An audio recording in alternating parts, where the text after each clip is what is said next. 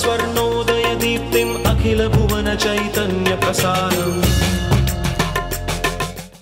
నమస్కారం, మన ధర్మం కార్యక్రమానికి స్వాగతం. ఇవాల్టి మన ధర్మం కార్యక్రమంలో మన ధర్మ సందేహాలని నివృత్తి చేసేందుకు మనతో పాటు ఉన్నారు ప్రముఖ ఆధ్యాత్మికవేత్త, ధర్మశాస్త్ర నిపుణులు, మనందరికీ సుపరిచితులైనటువంటి ఆచార్య కాకునూరి సూర్యనారాయణమూర్తి గారు. గురుగారు నమస్కారం. నమస్కారం అమ్మాయి. గురుగారు, ఈరోజు బలిపాడ్యమే. బలిపాడ్యమే అంటే ఏంటి? ఇదేమన్నా వ్రత విశేషమా? ఈరోజు పాటించవలసినటువంటి విధి విధానాలు ఏంటి? బలి పాడ్యమి, పాడ్యమి తిథి. బలి ఒక చక్రవర్తి పేరు. ఈ రెండింటినీ కలిపి బలిపాడ్యమి అని ఎందుకన్నారు? ఇది కూడా దీపావళి అయిన మరుసటి రోజు కార్తీక శుద్ధ పాడ్యమి, బలిపాడ్యమి. ధనత్రయోదశి, నరక చతుర్దశి, దీపావళి, బలిపాడ్యమి, భగినీహస్త భోజనం, భాయిదూజ్, యమద్వితీయ, ఇలా 5 పేర్లతో 5 రోజుల్లో ఉండేటటువంటి ఈ దీపావళి ఉత్సవాలలో 4వది బలిపాడ్యమి. తన భక్తులలో అగ్రేసరుడు బలిచక్రవర్తి. కానీ దైత్య కులంలో జన్మించి ఉన్నాడు. అంతం చేసే అవకాశం లేదు, నియంత్రించడం అనే మార్గం తప్ప.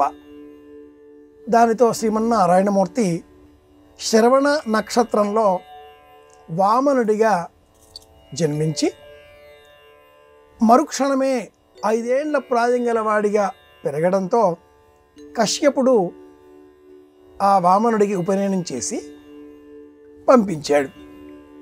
ఉపనయనం అయిన అనంతరం బ్రహ్మచారి తన ఆహారాన్ని తానే స్వీకరించాలి, తానే కాపాడుకోవాలి, తానే వెతుక్కోవాలి, సంపాదించుకోవాలి. కనుక అలా యాచిస్తూ వెళ్ళి ఆ సమయంలో పురోచనుడు బలిచక్రవర్తి యజ్ఞం చేసి సత్రయాగంలో ఎవరు ఏది అడిగితే అది ఇచ్చేటటువంటి దీక్షలో ఉన్నాడు. త్రిపాదధరణీం దాస్యామి అని అడిగి తన ఆ భూమిని 3 అడుగుల నేలను దాస్యామి అంటూ బలిచక్రవర్తి తనకు అప్పగించగా వింధ్యావళి నీళ్లు పోస్తూ ఉంటే బలిచక్రవర్తి ఇల్లాలు ఆ భూమిని స్వీకరించాడు. వామనుడు బలిచక్రవర్తిని పాతాళానికి పంపించి వేశాడు. ఏ పాపం లేదే, విష్ణు భక్తుడే కనుక ద్వారం వద్ద కాపలా ఉన్నప్పటికీ వైకుంఠుడు కనుక తాను వైకుంఠానికి వెళ్ళవలసి వచ్చే సమయంలో ఆ స్వామి బలిచక్రవర్తికి ఇచ్చిన వరం, సంవత్సరంలో ఒకరోజు నీవు మళ్ళీ బయటకు వచ్చి నీ సామ్రాజ్యాన్ని, ప్రజలను నీవు చూసుకోవలసింది. ఈ వృత్తాంతం ఉత్తరప్రదేశ్, మధ్యప్రదేశ్, ఉత్తరాఖండ్ ఈ ప్రాంతాలలో బహుళ ప్రసిద్ధం. మన పురాణాలలో ఎక్కడా కనిపించదు. ఈ వృత్తాంతాన్ని ఆధారం చేసుకొని ఈ రోజున బలిపాడ్యమి అంటారు. అలాగే ఉత్తర భారతదేశంలోనే ఉన్న సుప్రసిద్ధమైన ఆచారం బలిపాడ్యమి నాడు ప్రారంభించవలసిన అంశం గోవర్ధన పూజ. ఈనాటికి మన చేతికి రక్ష కట్టే సమయంలో ఏనబద్ధో బలి రాజా దానవేంద్రో మహాబలః తేన త్వామ విబధ్నామి రక్షమాచలమాచల. బలిపాడ్యమి ఈ సందర్భాన్ని పురస్కరించుకొని వామన చరిత్ర చదవాలి, కృష్ణ పరమాత్ముడిని పూజించాలి. ఏ విధంగానైతే ధనత్రయోదశి, నరక చతుర్దశి, దీపావళి రోజులలో ఇల్లాలు మంగళహారతి ఇస్తే, తల్లి మంగళహారతి ఇస్తే స్వీకరించామో అలాగే ఈరోజు కూడా హారతిని స్వీకరించాలి. గోవర్ధన పర్వతాన్ని పూజించాలి, అది కూడా ఈరోజే. ఇన్ని విశేష అంశాల సమాహారం అయిన ఈరోజు ప్రత్యేకంగా బలిచక్రవర్తిని తలుచుకుంటే మనకు తెలిసే అంశం ఒక్కటే, తాను వేరు, రాజ్యధర్మం వేరు. రాజుగా రాజ్యధర్మాన్ని అనుసరించి దైత్యులకు రాజుగా ఉన్నాడు. దైత్యులు దేవతలకు శత్రువులు. తానుగా తన వ్యక్తిత్వాన్ని అనుసరించి విష్ణు భక్తుడు కనుక చరిత్రలో మిగిలిపోయేటటువంటి కీర్తి ఎలా లభించింది? విష్ణు భక్తుడు అయినందువలన. వచ్చినవాడు వామనుడు కనుక ఈరోజు కాకపోతే రేపైనా తనకు అంతం అవకాశం వచ్చేసింది సమయం.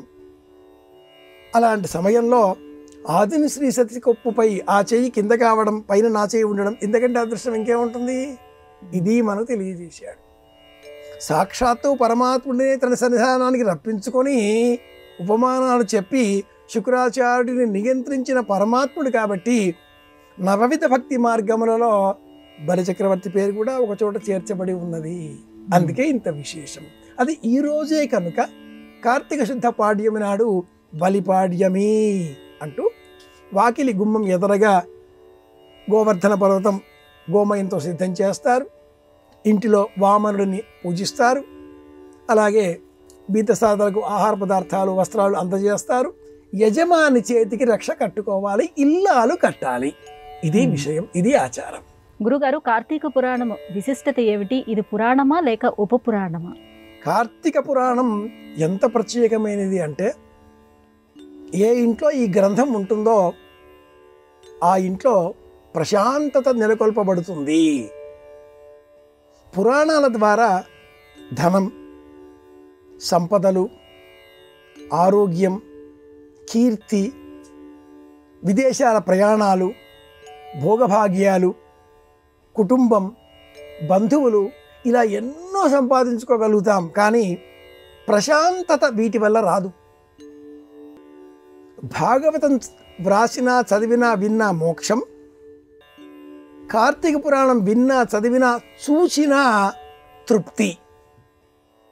ఈ తృప్తి అన్న పదం ప్రశాంతత వల్ల మాత్రమే చేకూరుతుంది. భద్వయం మద్వయం చేవ భ్రత్రయం వచతుష్టయం అనాపలింగ కూష్కాన్ని పురాణాన్ని పృథక్ పృథక్ 18 పురాణాలు ఉన్నాయి. అందులో ఈ పురాణం లేదు. అలాగే కార్తీక పురాణం ఉప పురాణం. పురాపి నవం. పురాణాలు ఎలా ఏర్పడతాయి అంటే, కొన్ని కథలు అనూచానంగా వస్తున్నవి, ఆ కథలకు మరికొన్ని కథలు ఉపకథలుగా చేర్చబడినవి. అలాంటి వాటన్నింటినీ కూడా ఒక చోట చేర్చితే అది పురాణం అవుతుంది.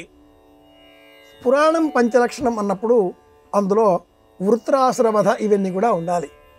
ఏ పురాణంలో వృత్రాసుర వధ ఉంటుందో అది మహాపురాణం. అది లేని ఎడల ఉప పురాణం. కార్తీక పురాణంలో పద్మపురాణంలోని కొన్ని కథలు, స్కంద పురాణములోని కొన్ని కథలు ఉన్నాయి. ఇలా 2-3 పురాణాలలో ఉండే కథలు ఒకచోట చేర్చినప్పుడు అది ఉపపురాణం అన్న పేరిట ఒక కాలానికి సంబంధించి కానీ, ఒక స్థలానికి సంబంధించి కానీ, ఒక దైవానికి సంబంధించి కానీ మహాత్మ్యాన్ని కీర్తించేది అవుతుంది. ఇలాంటి కాల సంబంధిత కీర్తనాపరమైన పురాణాలలో వైశాఖ పురాణం, మాఘ పురాణం, కార్తీక పురాణం ఈ 3 సుప్రసిద్ధం.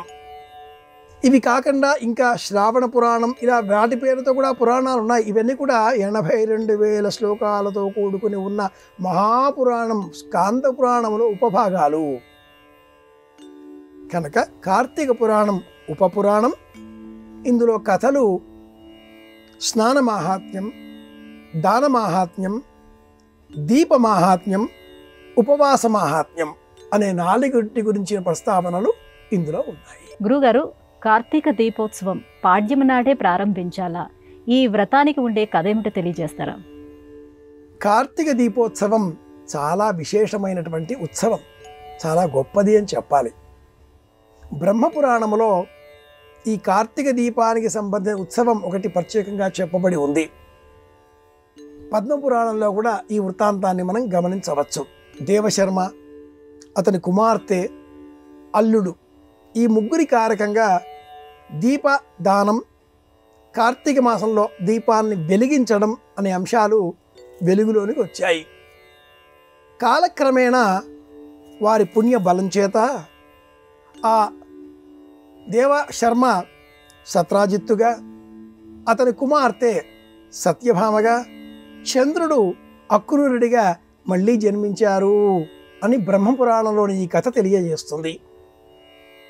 విష్ణువు కృష్ణుడిగా, లక్ష్మీదేవి రుక్మిణిగా, కామధేనువు కల్పవృక్షము ఇవి కూడా కల్పవృక్షం తులసిగా జన్మించినట్లుగా ఈ వృత్తాంతం వివరంగా తెలియవస్తుంది.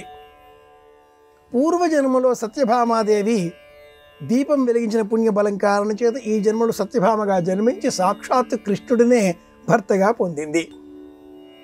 స్కాంద పురాణము, పద్మపురాణంలోని కథలు కలిసి కార్తీక పురాణంగా మనం చదువుకుంటూ ఉండగా అందులో పద్మపురాణంలోని ఈ కథ మూలం బ్రహ్మపురాణంలో ఉంది. ఒక పురాణంలో ఉండే కథలు మరి ఒక పురాణంలో కొద్దిపాటి మార్పులతో కూడా మనం అనేక పురాణ కథలను గమనిస్తూ ఉంటాం. దీపానికి, దీప ఆరాధనకు, దీపదానానికి మూడింటికి మూలం దీపం. అది ప్రాణశక్తి. ఒక వ్యక్తి బ్రతికి ఉన్నాడు, దీపం వెలిగించాలి. ఇంటిలో భోజనం చేసే సమయంలో దేవతాగృహంలో దీపం లేకపోతే ఆ ఇంట్లో భోజనం చేయకూడదు. దీపము లేని ఇంట భోజనం చేయకూడదు, ఇది శాస్త్రం. విద్యుత్ దీపాలు వేసుకుంటున్నాం కదా, అది లెక్కకు రావు. పూజాగృహంలో నువ్వుల నూనె వేసి దీపం వెలిగించి 2 చేతులు జోడించి అనంతరం భోజనానికి మనం ఉపక్రమించాలి. 3 భక్తులు సాధారణంగా, 2 భక్తులు వారి వారి అద్వైత ధర్మాన్ని అనుసరించి, ఒక వ్యక్తి పరమలోకానికి వెళ్ళిపోతే అది పరమలోకం, పరలోకం. అందగాడైన యమధర్మరాజు నియంత్రణలో ఉన్న లోకం. యమధర్మరాజు చాలా అందగాడు. ఆ లోకంలో వెళ్ళే సమయంలో ఉపలోకాలైన 16 లోకాలు దాటాలి. ఆ 16 లోకాలు దాటే నిమిత్తమై ఆషాఢమాసంతో ప్రారంభమైన మరణానంతరం జీవుడి యాత్ర పరమ పుణ్యం అయితేనే కార్తీక మాసంలో స్వర్గస్థుడు అవుతాడు. ఎంతో పుణ్యం చేసుకుని ఉండాలి. ఈ దేహంతో ఈ లోకానికి సంబంధించి అనేక ధర్మాలు పాటించి, అనేక బాధలు ఓర్చి, అనేక రాజకీయాలు, వ్యయప్రయాసలు, దుఃఖాలు అన్నీ అనుభవించి శరీరం వదిలి వెళ్ళిపోయే కాలం కార్తీక మాసం అయితే మహాపుణ్యప్రదం అని కూడా శాస్త్రాలు చెబుతాయి. దక్షిణాయనమైనప్పటికీ కార్తీక మాసం పుణ్యప్రదం. ఒక వత్తితో వెలిగించే దీపం అది. కాబట్టి దీపాన్ని మనం గమనించినప్పుడు ఆ దీపం కారణంగా మనలో జ్ఞానకాంతులు వెలుగుతాయి. అలా వెలువరబడేటటువంటి ఈ జ్ఞానకాంతులు విస్తృతంగా వ్యాపించేటటువంటి తరుణంలో కుటుంబము, రాజకీయాలు, భౌతిక అవసరాలు ఇవేవి జ్ఞాపకం రావు. ప్రాచీనులు తెలివి తెచ్చుకోవాలి, పెంచుకోవాలి, వేదాంతం బాగా రావాలి అంటే దీపాన్ని చూడాలి అంటారు. ఇప్పటికీ కేరళ ఇంకా తీర ప్రాంతాలు కన్యాకుమారి వరకు వెళితే ఆలయాలలో, చాలా ఆలయాలలో అర్చనామూర్తులు ఉండవు, దీపం ఉంటుంది. కేరళ ప్రాంతంలో వేద పఠనం, వేద పారాయణం చేసేవారంతా కూడా ఒక్క దీపస్తంభం, ప్రమిద, 3 వత్తులు వెలిగిస్తారు. లేదా ఒకే వత్తి 3 వత్తులు ఒకే చోట ఒకే దీపంలాగా వెలిగేటట్లుగా ఏర్పాటు చేసుకుని ఆ దీపానికే పుష్పమాలిక అలంకరించి ఆ దీపానికే నివేదన పెట్టి ఆ దీపం ఎదరగా కూర్చొని వేదపారాయణం ప్రారంభిస్తారు. జాతవేదసే సునవా మసోమ మరాతి యతో అంటూ ఆరంభం చేస్తారు. తృతీయస్యామితో దివిసోమ ఆసీత్ తంగాయత్రియాహరతు తస్య పర్ణమచ్ఛిద్యత తత్పర్ణో భవతు తత్పర్ణస్య పర్ణత్వం. వేదపారాయణమంతా దీపానికే వినిపిస్తారు. అది కార్తీక మాసంలో పాడ్యమి నాడు ప్రారంభం చేస్తే అద్భుతమైన పుణ్యబలం మనకు లభిస్తుంది అని కూడా శాస్త్రం చెబుతుంది. వేదపారాయణ, పురశ్చరణ, వేదాధ్యయనం, సంపూర్ణ కృష్ణ యజుర్వేద పారాయణం సప్తాహ్నిక దీక్షతో పాడ్యం నుంచి సప్తమి వరకు కానీ, పంచమి నుంచి ద్వాదశి వరకు కానీ ఇలా చేసినట్లయితే బలిపాడ్యమి సంపూర్ణంగా మనకు జ్ఞానాన్ని ప్రసాదిస్తుంది అని కూడా చెబుతారు. ఈ వ్రతానికి సప్తర్షి కృచ్ఛ్ర చాంద్రాయణ వ్రతం అన్న పేరు ఉంది.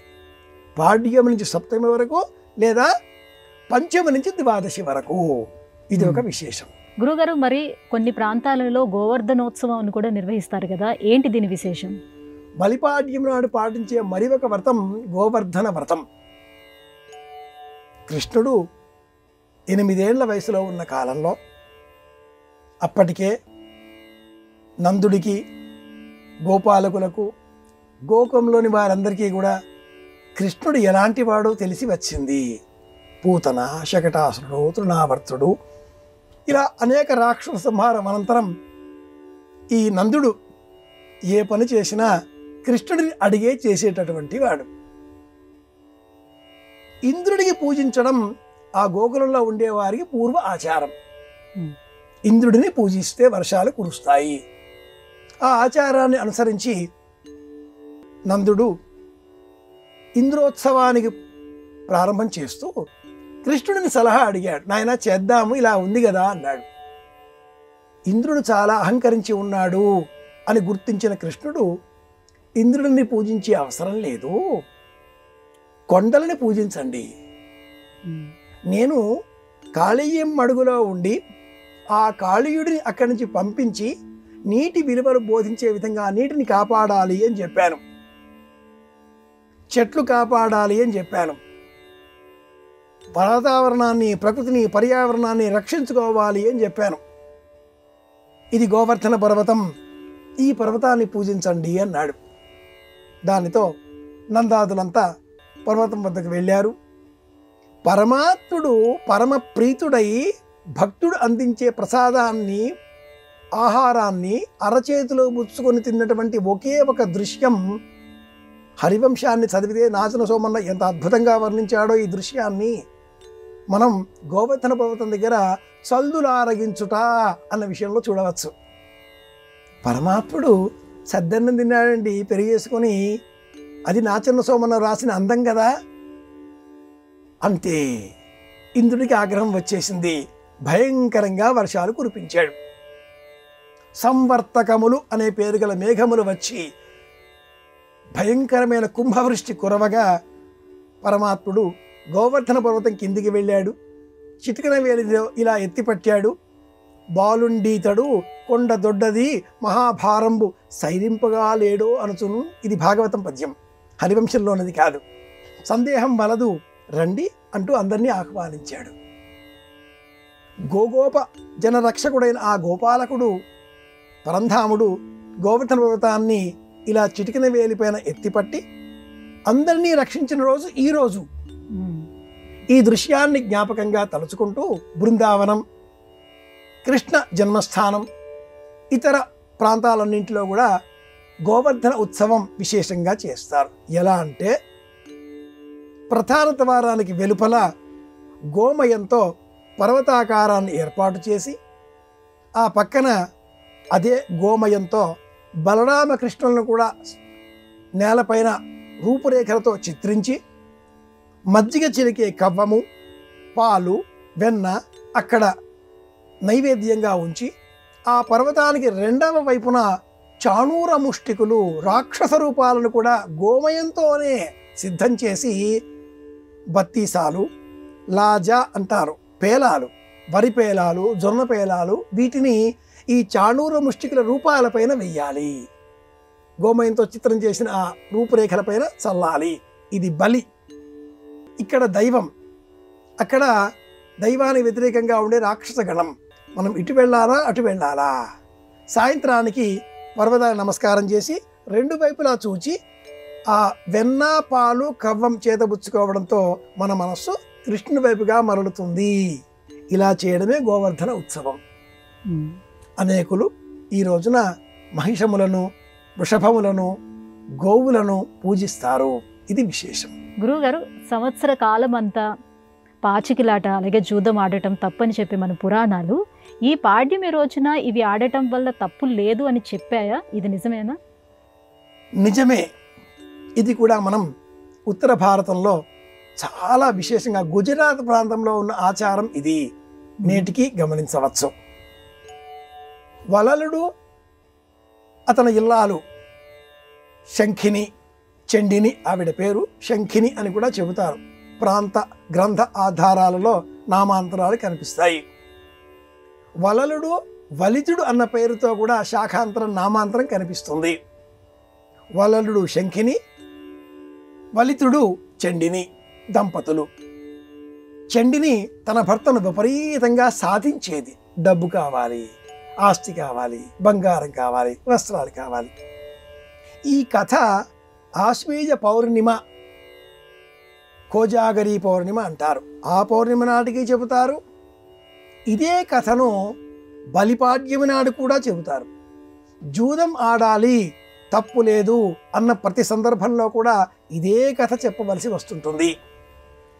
ఈ కథకు పురాణాలలో ఆధారాలు ఉండవు.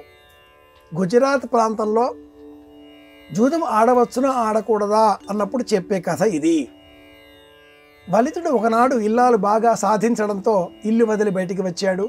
జూదం తప్ప ఇంకేమీ రానివాడు. అడవులలో సంచారం చేస్తూ ఉండగా దట్టమైన ఒక అడవిలో యక్షిణీ స్త్రీలు ముగ్గురు చేతిలో పాచికలు పట్టుకొని ఇలా తిరుగుతూ ఉండడం గమనించాడు. అది శివాలయం. తాను ఆలయంలోనికి వెళ్ళాడు, శివుడికి నమస్కరించాడు.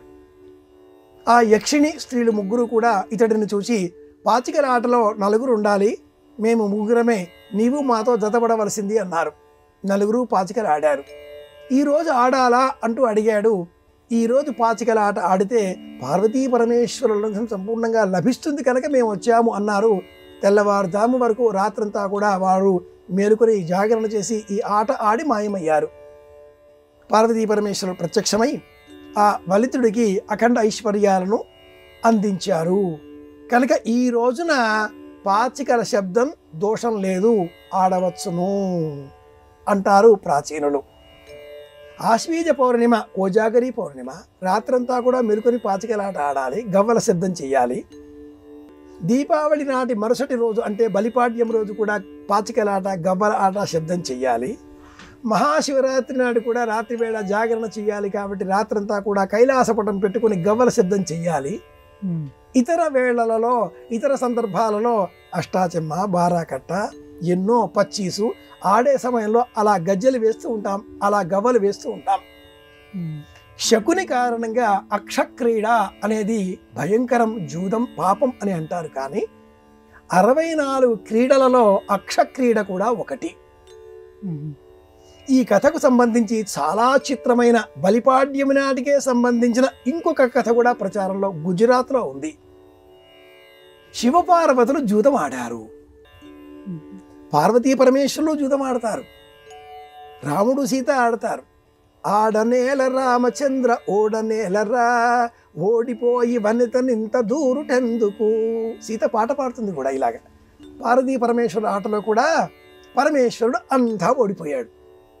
పార్వతీదేవి 2వ పందెం అంది, 3వ పందెం అంది. అంతా ఓడిపోయిన పరమేశ్వరుడు ఊరికే కూర్చున్నాడు. అందుకే పరమేశ్వరుడు నిరాభరణుడు. సమస్త ఆభరణాలు అమ్మవారికి ఉంటాయి.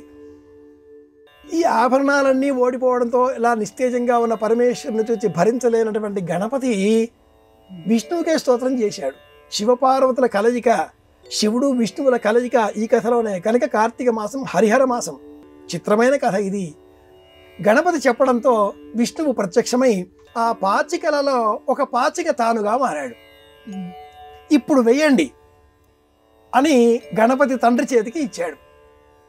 కుమారస్వామి మరొక పక్కన ఉన్నాడు. చిత్రంగా ఈసారి పరమేశ్వరుడు ఇలా వేయగా పార్వతి ఏ అంకె చెబితే ఆ అంకె పడుతున్నాయి పాచికలు. అందులో విష్ణువు ఉన్నాడుగా. కాసేపు అయ్యాక పార్వతికి అనుమానం వేసింది. పార్వతి కనుక గ్రహించింది. దానితో పరమేశ్వరుడికి విడిచిపెట్టి సమస్త దేవతలను అమ్మవారు శపించింది. మీకెవ్వరికి కూడా సంతానం కలగకుండుగాక. ఆగ్రహంతో ఊగిపోతున్న పార్వతిని చూసి పరమేశ్వరుడు శాంతింపజేసి, లోక రక్షణకై ఈ కల్పిత కథ మేమంతా చేశాము కనుక ఆగ్రహం వలదు. ఎవరైతే ఈరోజు జాగరణ చేస్తారో వారికి నీ అనుగ్రహం కలుగుతుంది, వారికి లక్ష్మీదేవి అనుగ్రహం కలుగుతుంది, వారికి సరస్వతి అనుగ్రహం కలుగుతుంది. ముగురమ్మల అనుగ్రహం కలగడం కోసమే ఈ కల్పన అంతా కూడా అంటూ శాంతింపజేశాడు. పార్వతీ పరమేశ్వరుడు ఇలా ఆడిన కథను కూడా గుజరాత్ ప్రాంతంలో అక్షక్రీడ అన్న పేరుతో చెప్పుకుంటారు. అన్నట్టు 64 కళలో ఒక కళ అని చెప్పుకున్నాం కనుక ఋగ్వేదంలో ఒక సూక్తం కూడా ఉంది, అక్ష సూక్తం. అక్షం అంటే కన్ను. చాలా గొప్ప రహస్యం ఈ పాచికల ఆటలో ఉంది, ఆ గవ్వల శబ్దంలో ఉంది. ఒకనాటి కాలంలో డబ్బుకి గవ్వలు వాడేవారు. గవ్వలే డబ్బు బార్టర్ సిస్టంలో. విలువైనవి కాబట్టి గవ్వలను దాచుకోవాలి. గురుగారు, నూనె శనికి ప్రతీక. అటువంటి నూనెను ఈ మాసంలో లక్ష్మీ స్వరూపంగా భావిస్తారు, ఎందుకని? తైలే లక్ష్మీర్ జలే గంగా అనే ప్రమాణంతో కార్తీక మాసం అంతా కూడా నువ్వుల నూనెతో దీపాలు వెలిగించాలి. నువ్వులు ఆరోగ్యదాయకం, నువ్వుల నూనె ఆరోగ్యదాయకం.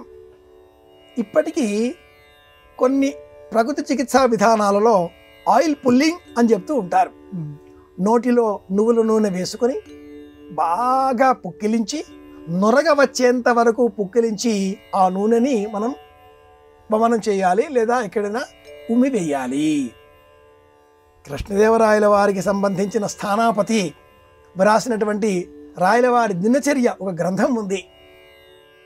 అందులో కృష్ణదేవరాయల వారి ప్రతిరోజు కూడా 1 కిలో నువ్వుల నూనె త్రాగి 20 కిలోమీటర్ల దూరం పాటు, మైళ్ళ దూరం పాటు ఏక బిగిన 16 సార్లు గుర్రాన్ని పరిగెత్తించేవాడు. ఇది 3 గంటలు. తాగిన ఆ నూనె అంతా కూడా దేహంలోంచి బయటకు వచ్చేది. ఆ గ్రంథం పేరు రాయవాచకం. నువ్వుల నూనె ఆయిల్ పుల్లింగ్ అనేది ఈనాటి వాళ్ళు చెప్పేది కాదు. కృష్ణదేవరాయల వారి కాలంలోనే రాయవాచకం చదివితే తెలుస్తుంది అంటూ ప్రాచీనులు చెబుతూ ఉంటారు. ఈ లక్ష్మి నూనెలో ఉంటుంది కాబట్టి ఆ లక్ష్మి అంటే ఏమిటి? ఆరోగ్యం, ఆనందం. కనుకనే తైలాభ్యంగనం, దేహమంతా కూడా నువ్వుల నూనె అలదుకొని బాగా మర్దన చేసుకోవాలి. శనగపిండి పెట్టి ఆ నువ్వుల నూనె తొలగిపోయే విధంగా మళ్ళీ మర్దన పిండితో చెయ్యాలి. అదే నలుగు పెట్టడం, మైల తీసివేయడం, మైల ప్రోలు, స్నానం చేయడం ఆరోగ్యదాయకం. ఇవన్నీ ఈ కార్తీక మాసంలోనే అవసరం. ఎందుకంటే కార్తీకంలో చలి పెట్టదు. ఈ చర్మగ్రంథులన్నీ ముడుచుకుపోయి ఉంటాయి. ఎండ రాదు. సూర్యకాంతి తక్కువ సమయం ప్రకాశించడం ఉంటుంది. కాబట్టి స్వేదము లేదు, ఎండా కాదు, దేహానికి వేడి తగలదు, అంతా చెమ్మ. దానితో లోన ఉన్న ఆ నీటి నిలవలు లోననే పెరిగిపోయి మురిగిపోయే ప్రమాదం. దేహానికి తాపం కావాలి, వేడి కావాలి, దీపాలు వెలిగించాలి. వేడి కావాలి, ఇదిగో ఇలాంటి కథలు కూడా వినాలి. స్వేదానికి సంబంధించిన రహస్యం ఇందులో ఉంది. కాబట్టి నువ్వుల నూనె అది రాచుకుంటే స్నానం చేయక తప్పనిసరి కదా, స్నానం చేస్తాం, స్వేద గ్రంథులు తెరుచుకుంటాయి. నువ్వుల నూనెలో ఆరోగ్యం ఉంది. నువ్వులు ఆరోగ్యకారకం. ఇది విషయం. గురుగారు, ఇవాళ మన ధర్మం కార్యక్రమంలో మాకు వచ్చినటువంటి ధర్మ సందేహాలన్నీ కూడా నివృత్తి చేసినందుకు ధన్యవాదాలండి. కృష్ణార్పణం. ఇది ఇవాళ మన ధర్మం కార్యక్రమం. రేపు మన ధర్మం కార్యక్రమంలో మళ్ళీ కలుసుకుందాం. నమస్కారం. ఈ కార్యక్రమాన్ని తిరిగి చూడాలనుకుంటే www.youtube.com/ETV Life Spiritual లో చూడవచ్చు.